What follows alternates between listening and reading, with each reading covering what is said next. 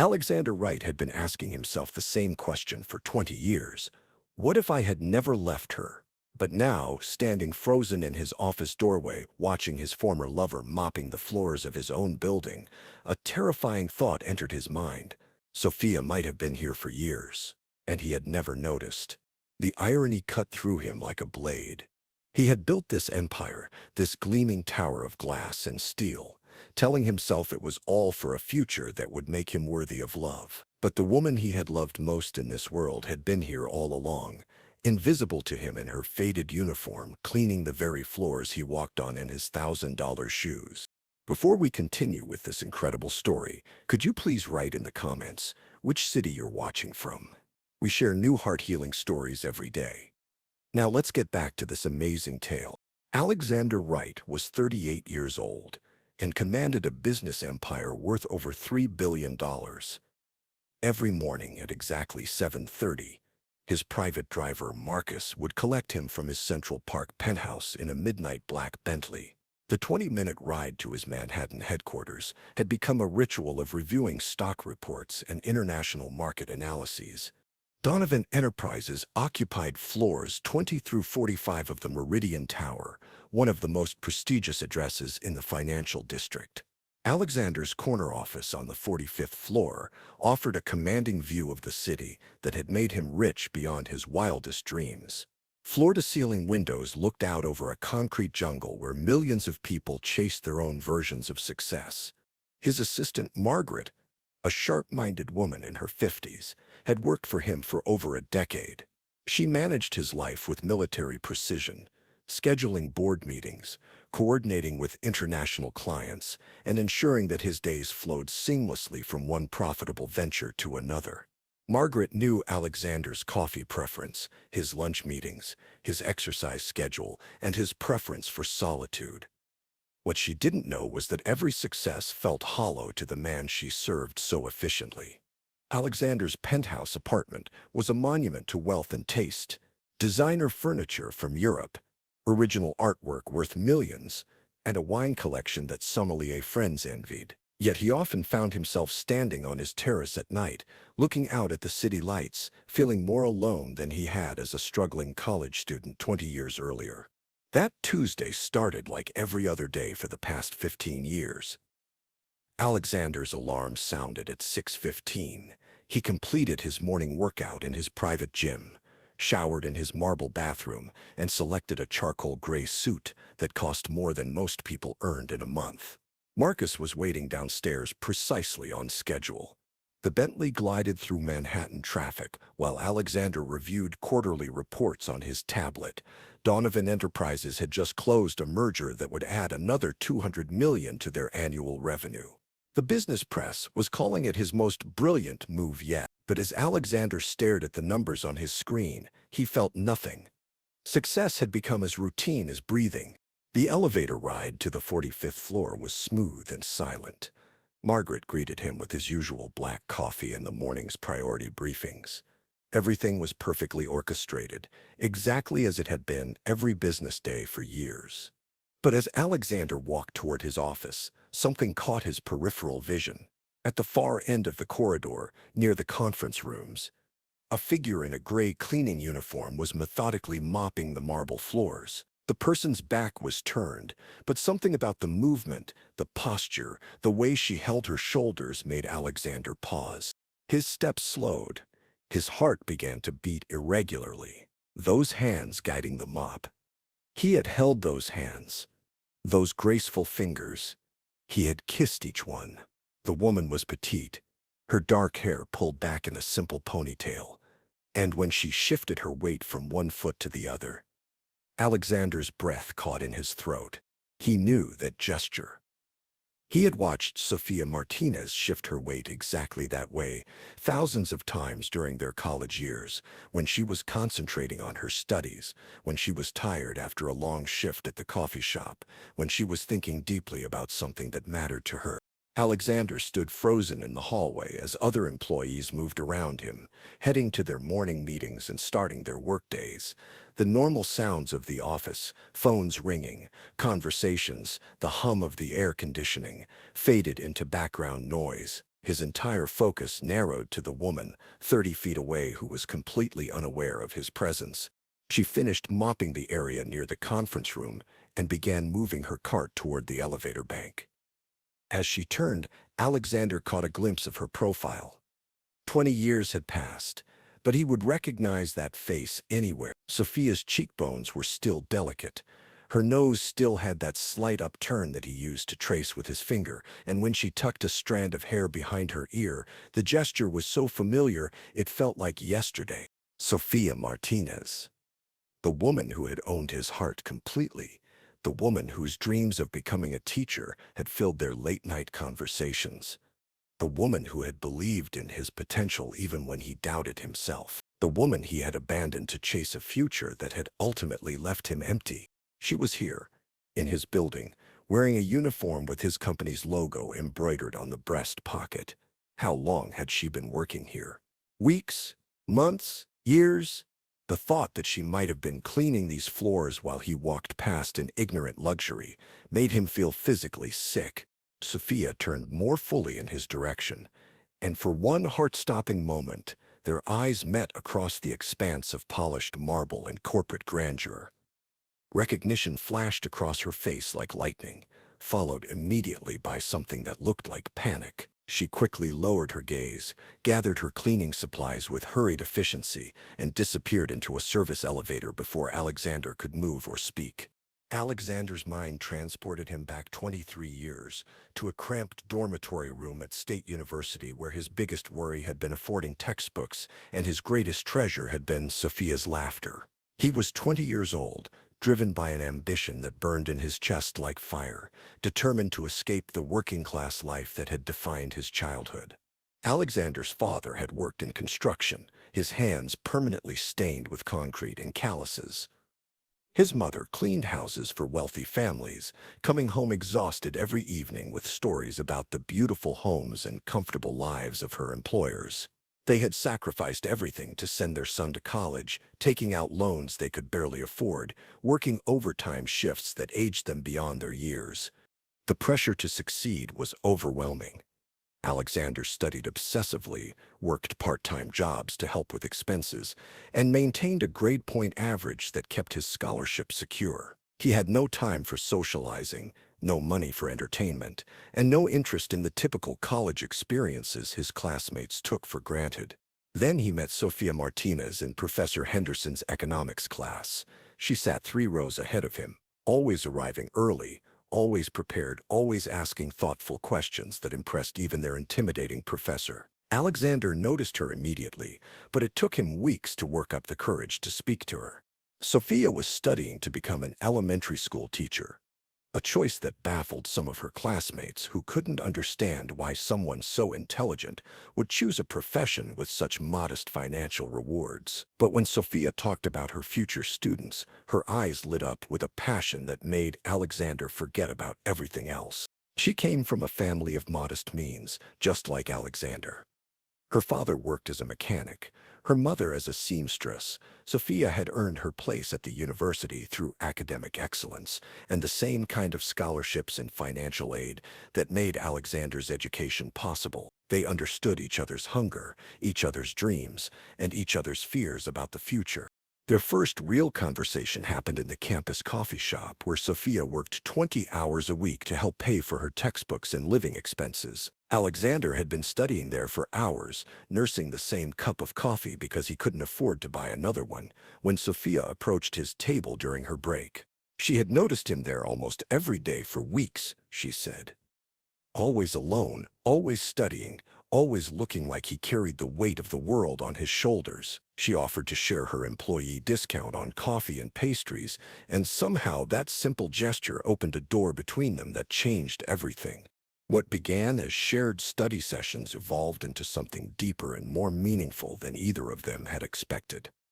Alexander and Sophia spent hours talking about their dreams, their fears, their hopes for the future. She wanted to teach in underserved communities, to make a difference in the lives of children who needed advocates and encouragement. He wanted to build a business empire that would ensure he never had to watch his parents struggle the way they had throughout his childhood.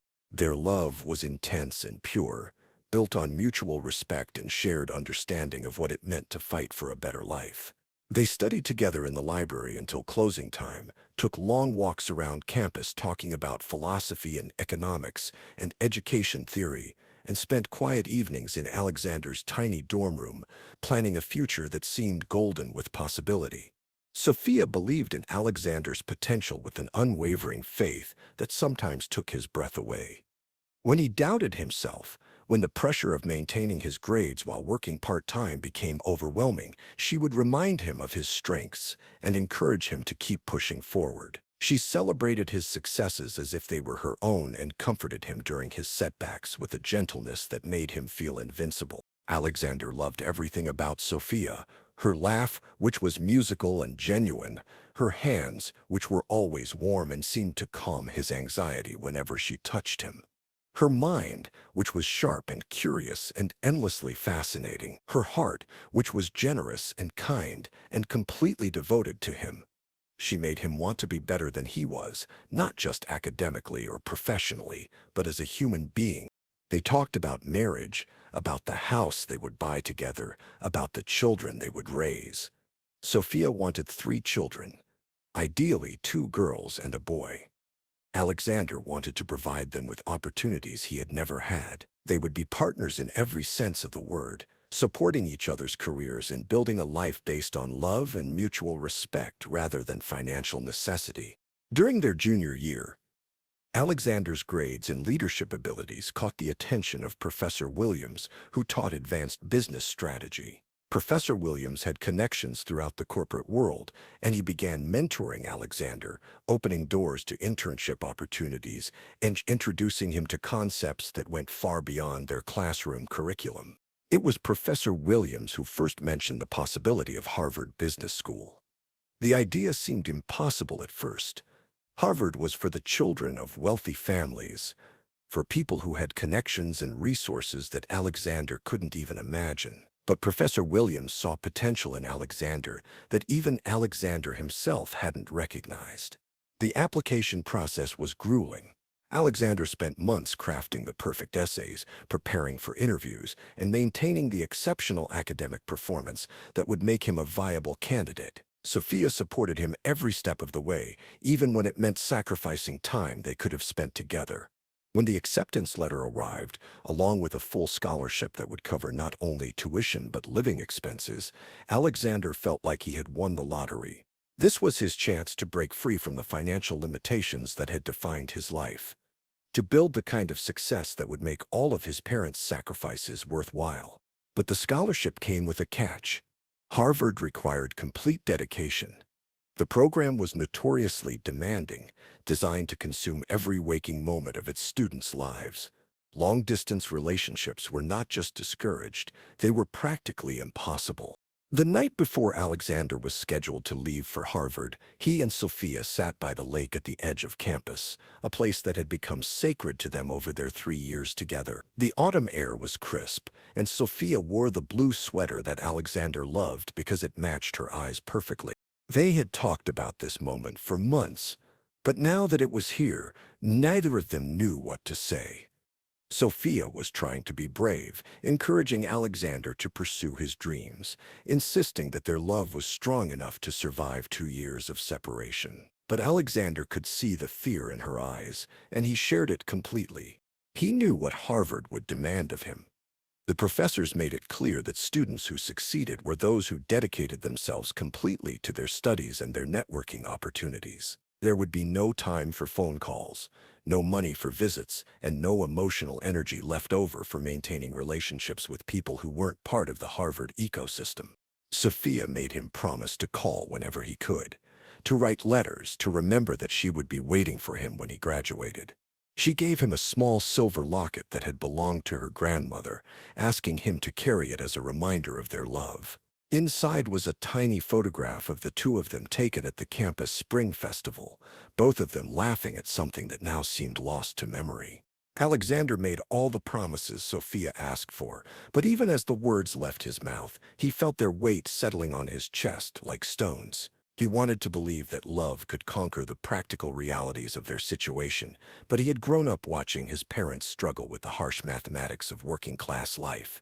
He knew that good intentions weren't always enough. The next morning, Sophia drove him to the bus station in her old Honda Civic, the same car where they had shared their first kiss 2 years earlier. She waited until his bus was out of sight before allowing herself to cry, and Alexander spent the 6-hour ride to Boston staring out the window, feeling like he was leaving his heart behind. Harvard Business School was everything Alexander had expected and more. The intensity was overwhelming, the competition fierce, and the expectations impossibly high. His classmates came from backgrounds of privilege and connections that made Alexander acutely aware of his own limitations. They spoke casually about family businesses worth hundreds of millions, about summer homes and private jets and opportunities that had been handed to them since birth. Alexander threw himself into his studies with desperate determination. He worked harder than anyone else because he had to.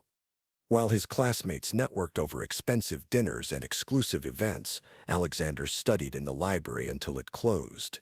While they took weekend trips to ski resorts and family estates, Alexander worked part-time jobs to supplement his scholarship and send money home to his parents.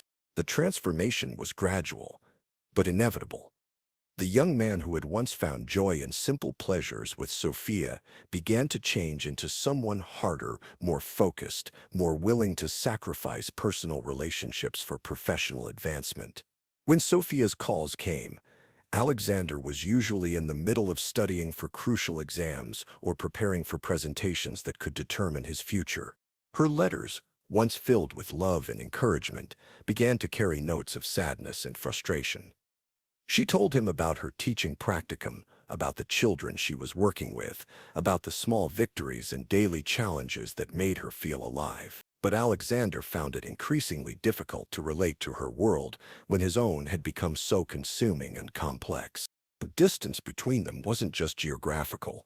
Alexander was becoming someone different, someone who thought in terms of market strategies and profit margins rather than shared dreams and simple happiness. He told himself that this transformation was necessary, that he was building a future that would benefit them both. But deep down, he knew he was losing something precious, something that might be impossible to recover. By the end of his first year at Harvard, Sophia's letters had stopped coming. Alexander told himself he was relieved. The guilt of not responding to her messages, the pressure of maintaining a relationship he no longer had time for, had been weighing on him for months. Now he could focus completely on his studies and his future. But late at night, alone in his small Cambridge apartment, Alexander would take out Sophia's grandmother's locket and stare at their photograph. He wondered if she had found someone else, someone who could be present for her in ways he couldn't. He wondered if she thought of him with anger or sadness, or if she thought of him at all. When Alexander graduated from Harvard 2 years later, summa cum laude, and with offers from 3 of the most prestigious investment firms in the country, he felt a sense of accomplishment that was tainted by an indefinable loss. He had achieved everything he had set out to accomplish, but the victory felt hollow without Sophia there to share it. Alexander's career trajectory after Harvard was meteoric. He started at Goldman Sachs, working 100-hour weeks and learning the intricate mechanics of high-stakes finance. His combination of intelligence, work ethic, and hunger impressed senior partners who began including him in increasingly important deals. Within 5 years, Alexander had earned enough money to pay off his parents' mortgage and establish trust funds for their retirement. The working-class struggles that had defined his childhood became distant memories, replaced by a lifestyle of luxury that sometimes felt surreal. But success bred ambition, and ambition demanded sacrifice. Alexander left Goldman Sachs to start his own investment firm, Donovan Enterprises, with backing from wealthy clients who believed in his vision. The early years were brutal, requiring every ounce of his energy and attention. He slept in his office more often than in his apartment, lived on takeout and coffee, and dated occasionally but never seriously. Women were attracted to Alexander's success and charisma, But none of them reached the part of his heart that still belonged to Sofia Martinez. He attended charity galas and exclusive events, always with a beautiful and accomplished woman on his arm, but these relationships felt like performances rather than genuine connections. By his 35th birthday, Alexander was worth over $1 billion. Donovan Enterprises had become one of the most respected firms on Wall Street, with offices in New York, London, and Tokyo. Alexander owned homes in Manhattan, the Hamptons, and Aspen. He traveled in private jets, dined at the world's finest restaurants, and collected art worth more than most people's lifetime earnings. Yet despite all his achievements, Alexander felt empty. Success had become a drug that required increasingly larger doses to provide satisfaction. Each new deal, each additional million, each business triumph felt less meaningful than the last. He had everything the world said he should want, but he had nothing that his heart truly needed. Now, standing in the hallway of his own building, Alexander understood the true cost of his choices. Sofia Martinez, the woman who had believed in him when he was nothing more than a poor college student with big dreams, had been working as a cleaning lady in the empire he had built while abandoning her. The symbolism was devastating. While he had been climbing to the top floors of Manhattan's most prestigious buildings, she had been cleaning their lobbies and restrooms. While he had been making millions in conference rooms, she had been emptying their trash cans after hours. While he had been celebrating his successes with champagne and caviar, she had been invisible to him in her humble uniform. Alexander made his way to his office on unsteady legs, his mind reeling with questions and realizations. How long had Sophia been working here? Did she know who he was? Had she seen him countless times over the months or years, watching him walk past in ignorant luxury while she performed the essential but undervalued work that kept his building functioning? The irony was almost too much to bear. He had built this company, this success, telling himself it would make him worthy of love. But in pursuing that goal, he had overlooked the one person whose love he had always wanted most. Sophia had been here all along, so close he could have reached out and touched her, yet separated from him by a chasm of class and circumstance that seemed impossible to bridge. Alexander sank into his leather executive chair and stared out at the city skyline he had conquered. Every building represented deals he had made, companies he had acquired, wealth he had accumulated. But none of it mattered now. All he could think about was the look on Sophia's face when she saw him. Surprise, recognition, and then something that looked like pain. For the first time in 20 years, Alexander allowed himself to truly remember what he had lost. Not just Sophia, but the version of himself who had been capable of selfless love. The young man who had dreamed of success not for its own sake, but as a way to build a life worth sharing with someone special. He remembered Sophia's dreams of teaching, her passion for helping children, her belief that true success was measured not in dollars, but in lives touched and improved. What had happened to those dreams? Had she ever become a teacher, or had life's circumstances forced her into work that paid the bills but broke her spirit? The questions multiplied in his mind like a virus, each one more painful than the last. If Sophia had children, were they growing up the way he had, watching their mother work multiple jobs to make ends meet? Did she lie awake at night worried about bills and expenses? The same worries that had haunted his own parents? Alexander picked up his phone to call his private investigator, then stopped. What right did he have to intrude on Sophia's life now? He had made his choice 20 years ago when he stopped returning her calls and letters. He had chosen his path, and she had clearly chosen hers. The fact that their paths had intersected in this building was probably nothing more than cruel coincidence. But even as these rational thoughts filled his mind, Alexander's heart was making a different calculation. Some mistakes were too important to leave uncorrected. Some words needed to be spoken, even if they came 20 years too late. Some love was worth fighting for, even when the odds seemed impossible. Alexander spent the rest of that day unable to concentrate on anything. He sat through board meetings without hearing a word, approved contracts without reading them, and gave responses to his staff that made no sense in context. Margaret noticed his distraction and asked several times if he was feeling well, but Alexander couldn't find words to explain what had happened to him. How do you tell someone that your entire understanding of your life has been shattered in a single moment? How do you explain that every achievement feels meaningless when confronted with the cost of earning it? How do you describe the pain of realizing that the love you threw away was the only success that ever mattered? When the workday finally ended, Alexander remained in his office long after the building had emptied. He stood at his window watching the city lights come alive, thinking about all the people below living their own complicated lives, making their own impossible choices, carrying their own regrets and hopes. Somewhere in this vast city, Sofia Martinez was finishing her shift, changing out of her cleaning uniform, and heading home to whatever life she had built in his absence. Was she alone, or had she found someone who appreciated her the way he never had? Was she happy, or did she carry her own burden of regret about the choices they had both made? Alexander knew he could spend the rest of his life wondering about these questions, or he could find the courage to seek answers. The man he had become was skilled at calculating risks and rewards, at analyzing potential outcomes and making strategic decisions. But this wasn't a business problem that could be solved with spreadsheets and market research. This was about the heart, and Alexander's heart had been frozen for so long he wasn't sure it still knew how to feel. But as he stood there in his expensive office, surrounded by all the symbols of his success, Alexander made a decision that the 20-year-old college student inside him had been waiting decades to make.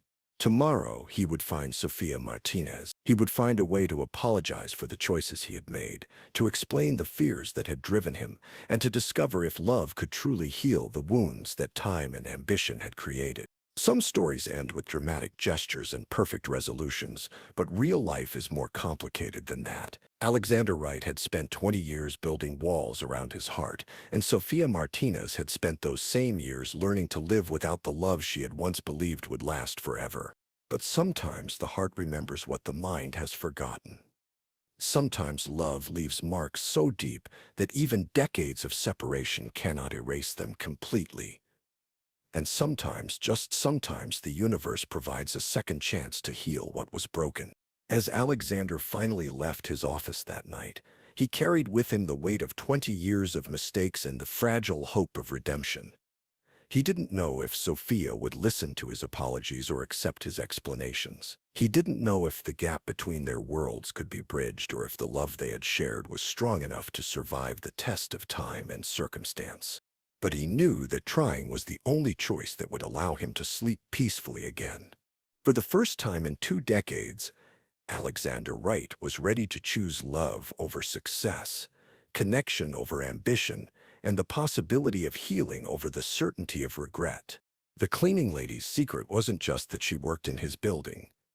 The secret was that she had never really left his heart, and perhaps if he was very lucky and very brave, it wasn't too late to find their way back to each other. What happens when two hearts get a second chance to heal? Tomorrow we'll share another story that proves love's power to transform even the most broken situations. Let us know in the comments which part of this story touched you most deeply, and remember that it's never too late for love to find its way home.